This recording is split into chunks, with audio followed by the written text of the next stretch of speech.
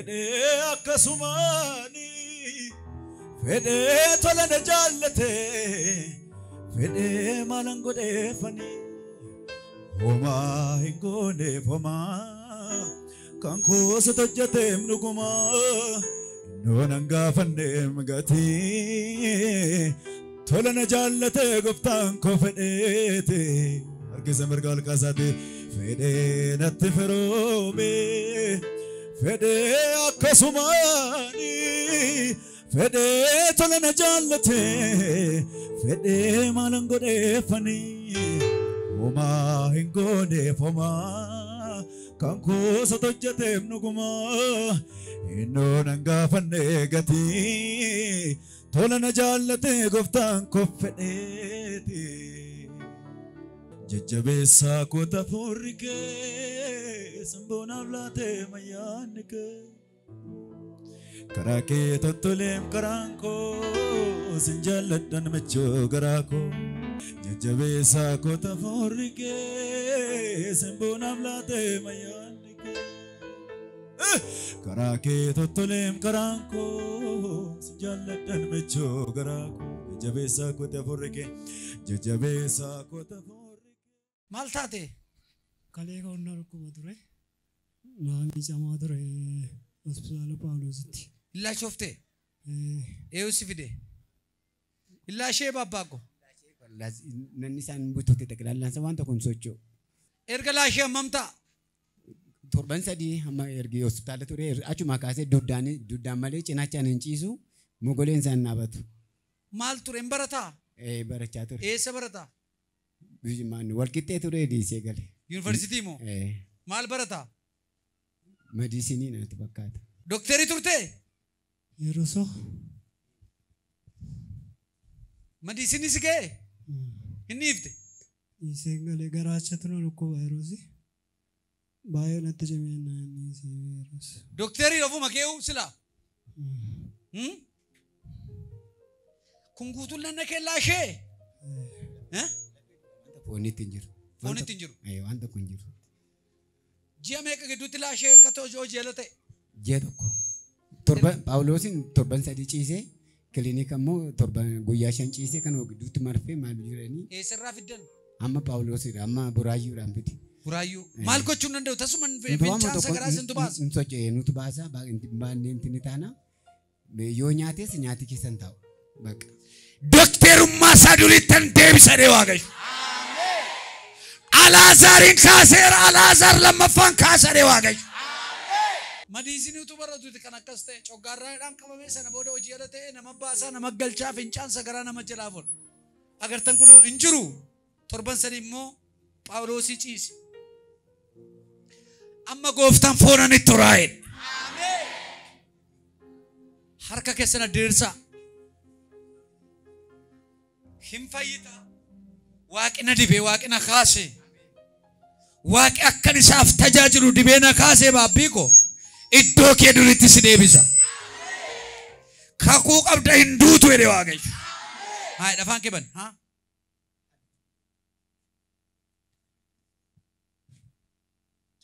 manuma kana erga dhufe baga dhufe mucaa'uun hundaa ol kaase guyyaan irraa guyyaa mucaa kanaati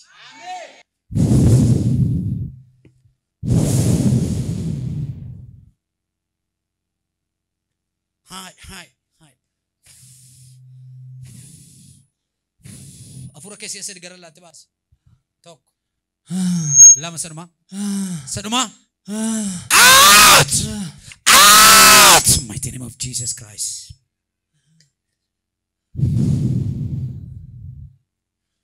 Lafeen kee ajabaatu foon sitta godhamu morgaan du'ee torban sadii foon haa godhatu nan ilaashee tabalaashee kun paralaayizii ta'ee sochii dhaabe kun akka miilla kootti siifa deebu'am akka miilla darajeetti siifa deebu wanti laashee kun gulubii haa godhatu yaa lafee gogaana na foon uffadhu amma yaa lafee gogaana na foon uffadhu amma bani jekee na ilaal jekoo isa na ilaal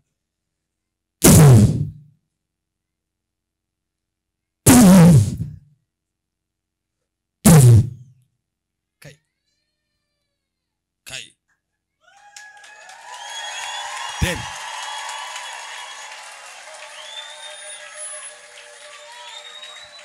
Iyyuu kan danda'u Yesuusiif.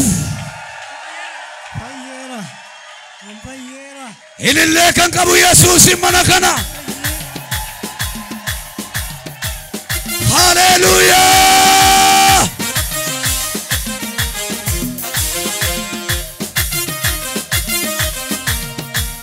Inni Alaazaariin kaasu maqaan isaa Yesuus. Inni isa du'e kaasu maqaan isaa Yesuus. Namni hundumtuu yaa jilbeenfatu, jilbi hundumtuu Waaqayyoof haa jilbeenfatu.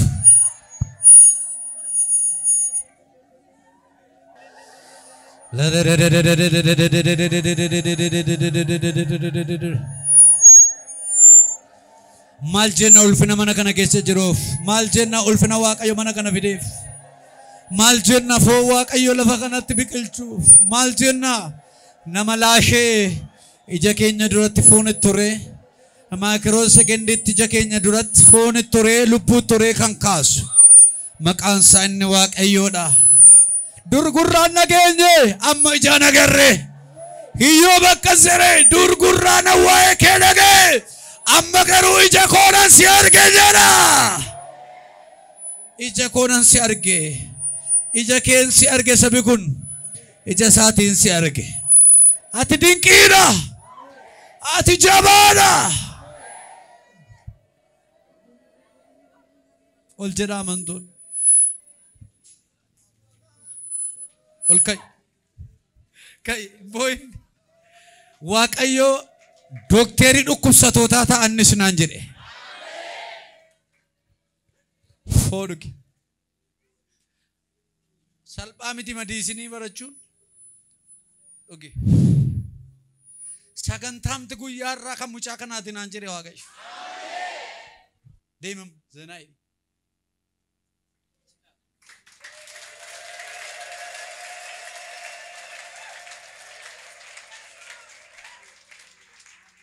Maal jettu gaa?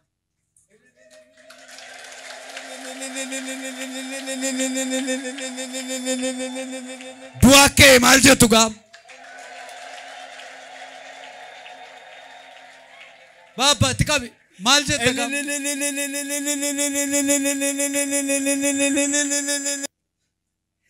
Bira dhaabbadhu.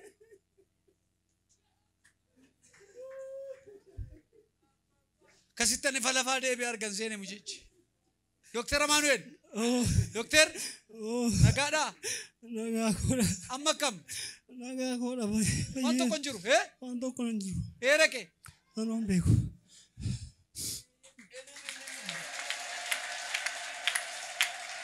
Taay. Na ilaaleek baabbaa. Ameen. Nyaata nyaachisi. Ameen. Fudhatee zanaa dhufu. Ameen. Ameen ameen. Ameen.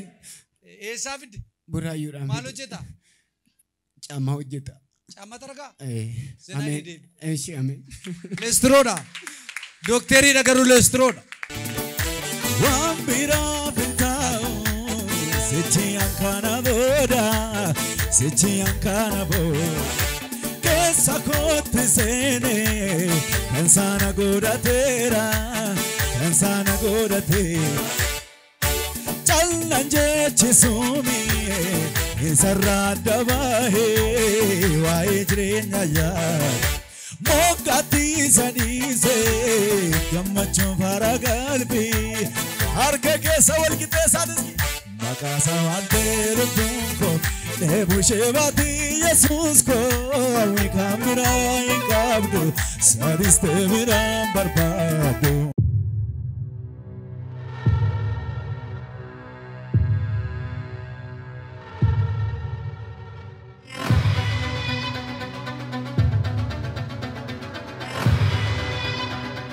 Maqaan koo Baaboo Amantaan jedhama. Lixa Wallaggaati. Kanan jedhamu immoo naannoo Buraayyuu Kattaa Buraayyuun jira.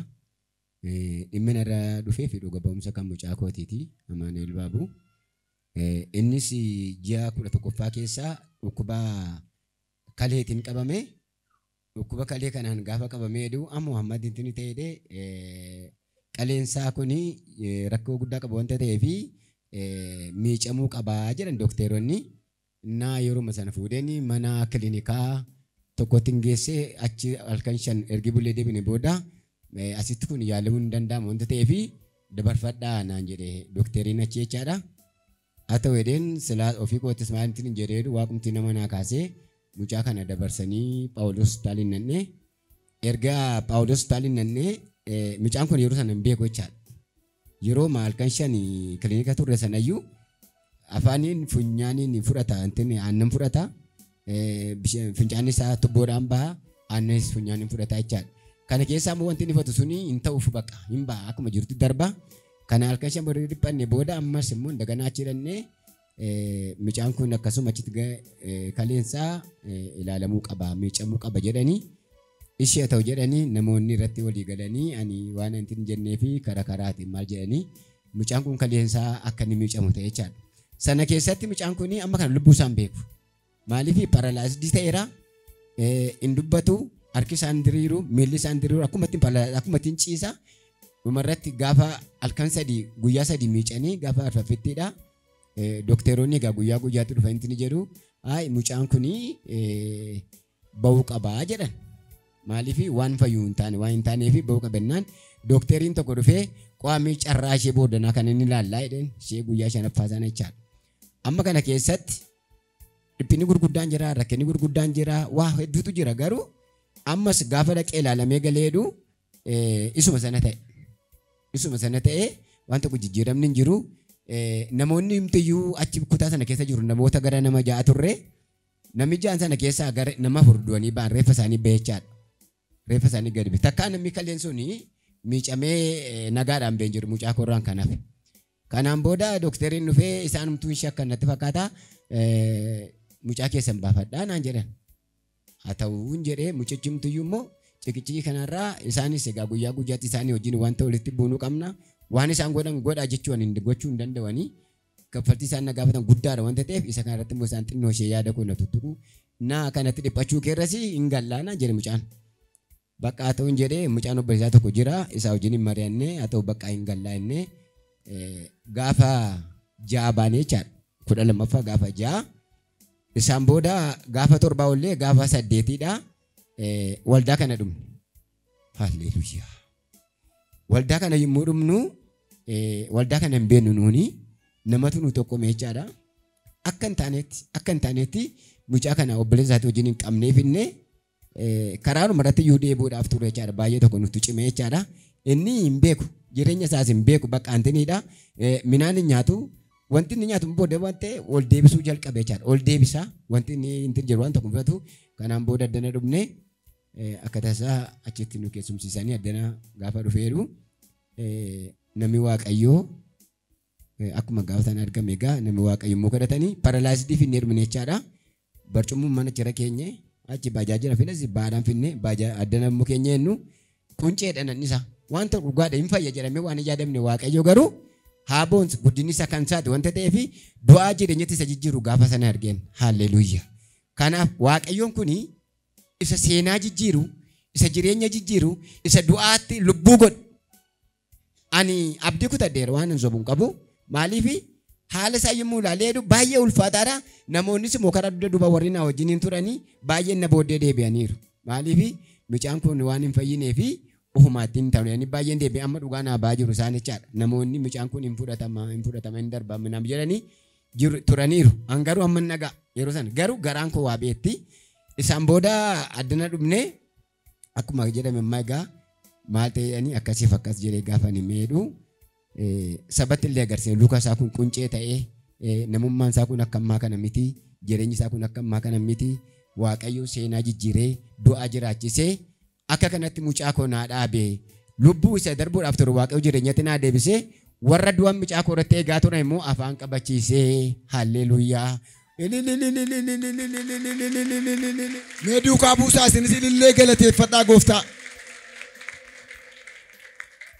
Ani isa kiliinikaa sana ho'umaa tokko hin qabu. Namumatu ijoolleen jiru ijoollee mana namooti na gargaaranii mucaa kana iskiriinii irraan kaasanii qilleensa erga gadhiisanii jechaadha. Namoonni na beekanii fi namoonni mucaa kana beekanii gargaarsa adda addaa achumaan ergu wanti dhufu suni isaanumaaf galii ta'a jechaadha. yoo warra birrini 2013 hin galu ta'e isaa wajjin sochuma ta'a mucaan tajaajila hin argatu mana yaalaa keessa. Maaliif qorichi hundumtu bakkeedhaa bitamu hin ta'eef akkasittiin namni si gargaaree achitti nageessee isa booda qilleensa gadhiisanii isa qilleensa irraa arganii namoonni deeggarsa guddaa kan naa godhan jiru. Hamma irratti immoo deeggarsuma sanaan intini isaa jira. Kanaaf mucaan koo gaafatamaa jedhe jalqabee fayyeera. Waaqayyo na gargaareera. Salphinaatti gara ulfinaatti na deebisee gaddatti gara gammachuutti na deebisee kanaaf jireenya gammachuu jireenya nagaa qabaadheen fuula waaqa duratti argame hundumtu sabni hundumtuu irraa ilil jedhaa naa galateeffadha.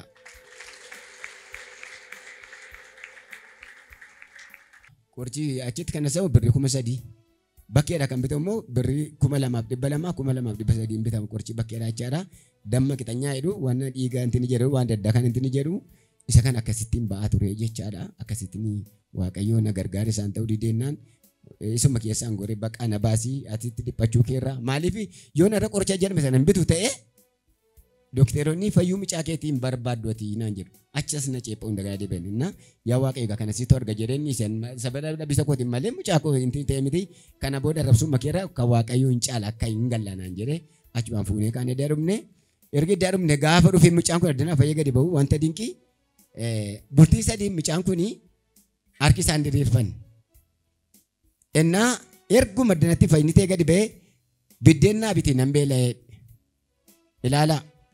Nama 7 waa tokko harki isaanii hiixanne amma buddeen biti nan beela'ee nyaadhaa naan jedhe. Nanne yemmuu akkas naan jedhe maaliif waan haaraadha wanta ta'eef 7 ol ji'a tokko kan nuuni mana qorichaa keessa turre amma kana keessatti midhaan intin hin taane ishee ta'uun jedhee dhaqees midhaan sana nan bitee fi wajjin maal jennee intin hin taane erga gaafa sanaatti kaasee jireenyi mucaa kootii ol malee gadi miti fayyeera mucaan koo naa fayyeera kaleensaas iddoo hundumaatti naa deebi'eera jireenyi isaa iddoo hundumaatti naa deebi'ee kanaaf jireenya gammachuu qabaadheen jiraachaa jira isinis naa wajjin naa gammadaa.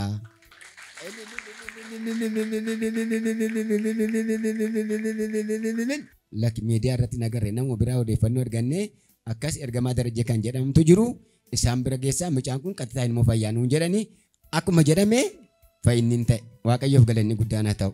Waaqayyo karaaf yeroo qaba wanta ta'eef lafa kana dhufuun keenyas gaafa sanaadha addana waldaa kan addaa jiru gaafa sana argine malee yeroo biraas argines hin beekne. Ergasii boodan wanti seexanina qoruudhaaf kaatee mucaa kana yeroo sana irree kanarra waraannachaa ture jechaadha. Gaafa galleenu lakka isaan yeroo waraanaa turanii callumeedha inti jiru malee inti hin taane kana booda harki kun inni ta'e. Inni ta'ee mucaan hin taa'u hin ciisu maal hin jiru kan egaa harka isaatti immoo darbee jechaadha. Kanaan booda zayitii addanaa nuu kennamee jira. Yeroo malee nu zayitii sanatti namne. Haalleluuyaa. Haalleluuyaa. Innaa zayitii kana yommuu raadhi ni malaasnee deebinu itti cobsinaa gaafa torban tokko hin gogee amma iddoon isaan jiru. Waaqayyoof galanni guddaan haa ta'u.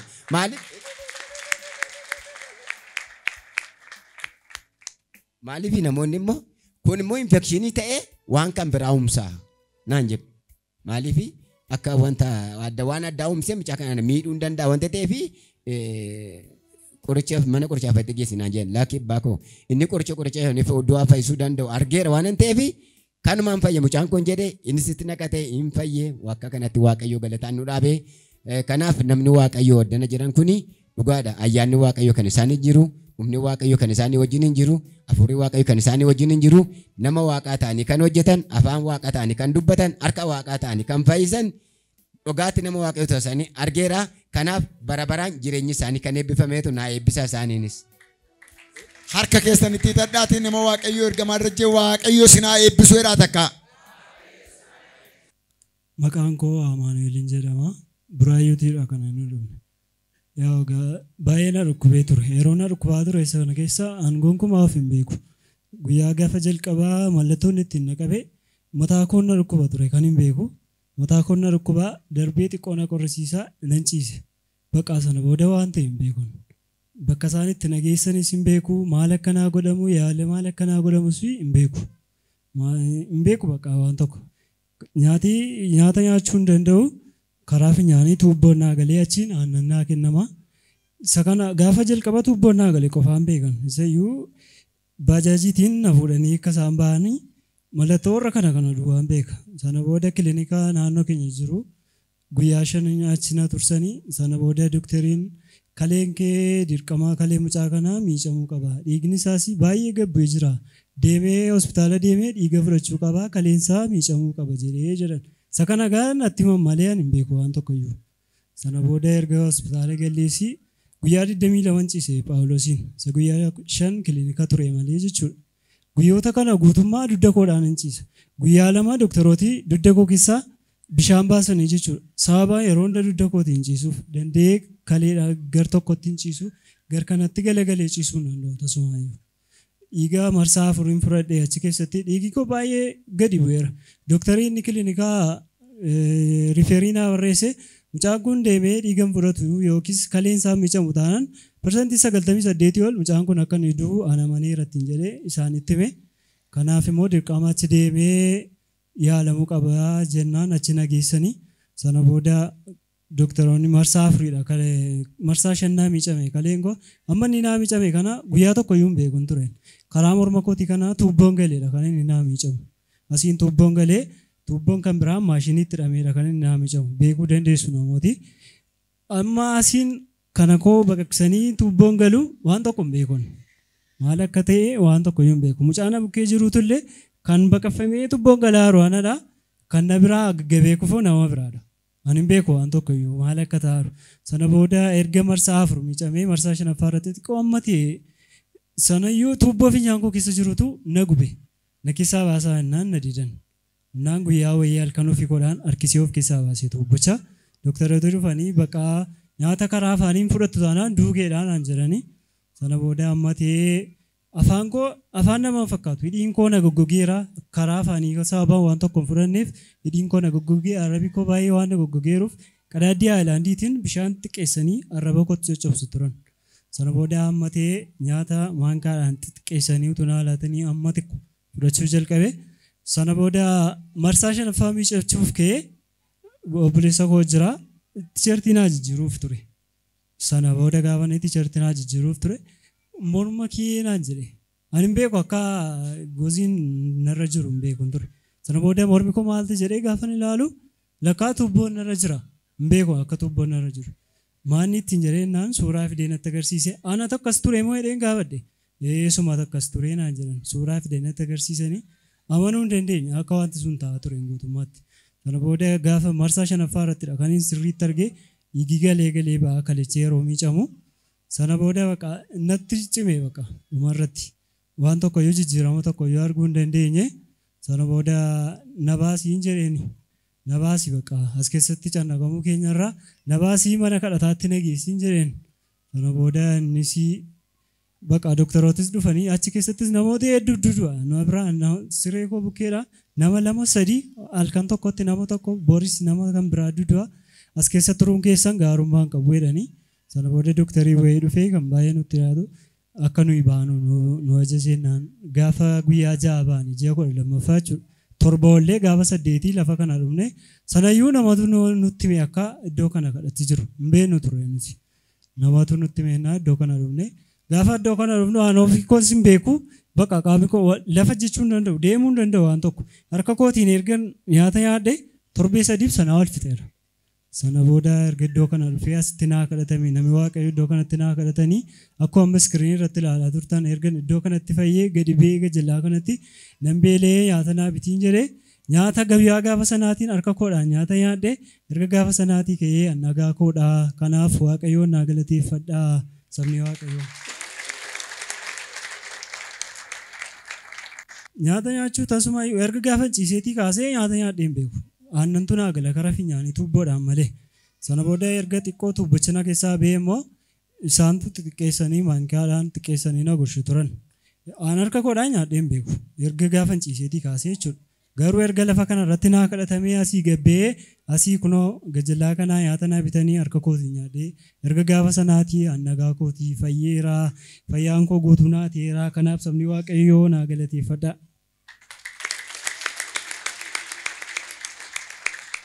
Yeroo dhufee na baataniiti kan isaan na fidan. Baajaajii kontiraata fuudhanii iddoo kanatti na fidanii isa baajaajii irraa kaanes immoo laasitti baataniidha kan isaan ol gashan. Miilli koo tasuma iyyuu lafa naan hojjetu akkasii garasiif garanaa hin qabu giddii akkasitti lafa jedhaa sayyuu akka harka koo kana na qabanii lama ta'anii garasiif garanaan na qabanii deemu malee of danda'e tasayyuu deemuu hin danda'u. Garuu erga nasii gabbee immoo nan deemee erga gaafa sanaatii namni tokkos nan qabne ofii koodhaan nan ba'ee galaa amma bakka garaa kootti bakka hin barbaade olee deebi'ee galaa jechuudha. 2014 ture inni suni 2014 Walqixxee Yuunivarsiitii ture achitti baay'ee na dhukkube garaacha na dhukkuba ture duraa jechuudha.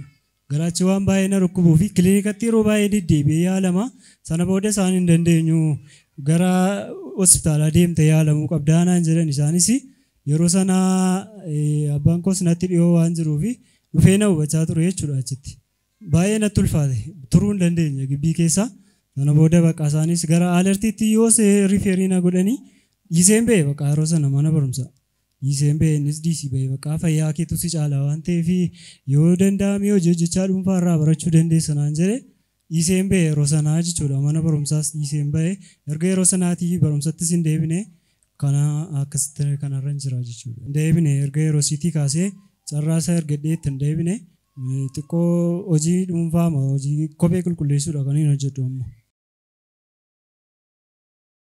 Dadhabbiin qabu mucaan fiiguu danda'a, fiigeeyyuu ala ba'uu danda'a, fiigeeyyuu buraayyuutti galuu hin danda'a. Harki Waaqayyoo dadhabbii isaa dhukkuba isaa irraa kaaseera.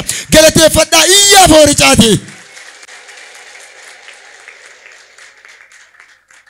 Dhugaa dubbachuuf kiliinikan jalqabaa yaalametti gadda dhimma wayitiif deemne ijoolleen iddoo sana hojjetan gaafa naqu Amaanu'eel situ fayyee dhufee moo kana amanuu hin dandeenyu naan jedhan. Dhugaa kana koo akkamitti fayyite akkam taatee dhufte ati sidha moo naan jedhani baay'ee ajaa'ibsiifatan. Kanaaf namooti illee yeroo baay'ee wallaanii irratti suuraa koo maxxansanii gargaarsa nu gochaa turan. Amma garuu gaafa akkasitti na arganii dhugaa baay'ee Waaqayyoon galateeffachaa turan. Akkamittiin akkas taate akkamitti fayyite naan jedhani aan hospitaalaa dhiiseen ba'e hospitaalatti yaalamuun akkasumara achitti fayyadanii dhabeenyaan dhiiseen ba'e gara waldaa Bishooftuu nageessanii raajii darajee gaafa isaan naa kadhatanii iddoo sanatti hin fayyee kunoo kana malee hospitaalatti waan tokko iyyuu miti isaan hospitaalatti akkam fayyee beeku lakki garuu hospitaalatti hin fayyinanii hospitaala dhiiseen ba'e gara waldaa deemee namni Waaqayyoo naa kadhatanii naan hin fayyeetti jedhee baay'ee ajaa'ibsiifatanii jechuudha.